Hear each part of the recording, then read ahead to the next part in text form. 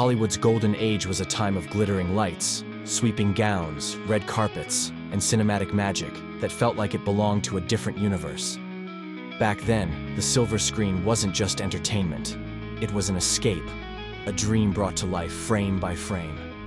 Movie premieres lit up entire neighborhoods with excitement, and the stars that walked those red carpets became mythic figures, larger than life and twice as glamorous. The lighting on those sets wasn't just technical, it was poetry. Every shadow, every spotlight was carefully composed to showcase the charisma of actors and actresses who defined an era. Audiences watched in awe, believing in the magic, never suspecting that beneath that beautiful illusion, another group of individuals toiled and tumbled, unseen, uncelebrated, and often unprotected. Behind the smoldering stares of a Rita Hayworth or the witty bravado of a Mae West stood fearless women, leaping, crashing, climbing, and crashing again. They weren't just making movies exciting, they were risking everything, and their stories were just as thrilling as the ones they helped create. In the bustling backlots of the 1930s through the 1950s, the air buzzed with creative energy. Studios were machines of spectacle, producing films at an incredible rate. This was a time when talking pictures had just emerged, transforming the way stories were told forever. With sound came new opportunities for performance, and when color was added to the mix, the magic of cinema became even more vivid. Westerns charged across dusty plains, musicals dazzled with synchronized sparkle, and gangster films brought smoky tension to the screen. Behind all this storytelling, an entire ecosystem of talent worked out a frame. Set designers, lighting techs, costume artists, and the unsung masters of risk, the stunt performers. And among those risk takers, there was a particularly daring group carving out a place in a space never meant for them, Hollywood's first stuntwomen. Their presence on set was anything but decorative. These women didn't just sit atop horses in pretty dresses or faint artfully into a hero's arms. They jumped from buildings, crashed vehicles, and performed astonishing feats with grit, grace, and often no safety nets. While the audience marveled at high-speed chases or wild fight scenes, it was these women who were making that magic real, often without credit or recognition. What made their journey even more remarkable was the sheer resistance they faced. Film sets were male-dominated environments.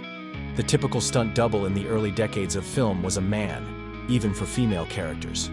In fact, it was not uncommon for men dressed in wigs and dresses to perform stunts intended for actresses.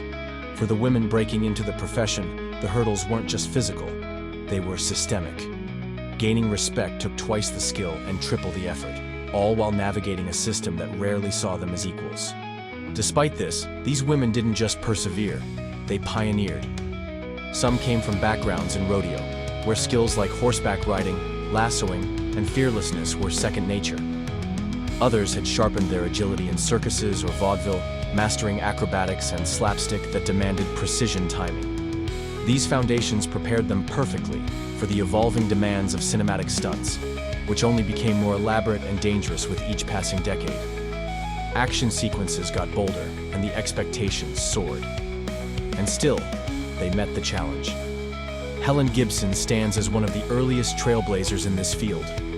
Often referred to as the original screen cowgirl, she wasn't just acting out Western tropes, she was living them. With a background in rodeo, she brought authenticity and unmatched daring to her stunt work. Audiences may have seen a woman galloping across the screen, but what they didn't know was that Helen was doing it all herself. No trick cuts, no stand-ins. Her career began in the silent era, where even fewer safety measures existed, and her legacy inspired a wave of women who saw in her the possibility of carving their own path. The physical demands of stunt work weren't just extreme, they were constant. One moment could mean crashing a car through a barricade, and the next, tumbling down a staircase in a corseted gown. These weren't controlled environments. There were minimal safety standards, no stunt coordinators in the modern sense, and medical backup was usually just a studio nurse with a first aid kit.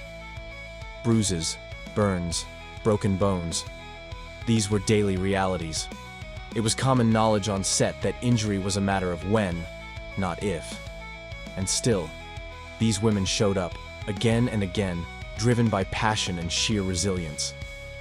Each stunt wasn't just physical, it was mental warfare too. The fear had to be managed, the precision exact. Imagine tumbling down a flight of stairs or leaping from a speeding car without missing a beat, knowing that one misstep could mean permanent injury or worse. For these women, that was just another Tuesday on set. Yet they approached each challenge with an incredible mix of courage and calculation. What kept them going wasn't just a paycheck. It was a fierce dedication to the craft, to the artistry of making movies thrilling and believable. And beyond the individual courage, there was also a sisterhood forming, a tight-knit community built on mutual support and shared experiences. Female stunt performers bonded over lunch breaks and training routines, trading tips and checking in on one another. Their camaraderie wasn't just social, it was survival. In an industry that often saw them as interchangeable or dispensable, they built each other up, creating a network of solidarity that helped them withstand the isolation and competition. Despite being routinely overlooked, these women were the backbone of many blockbuster scenes.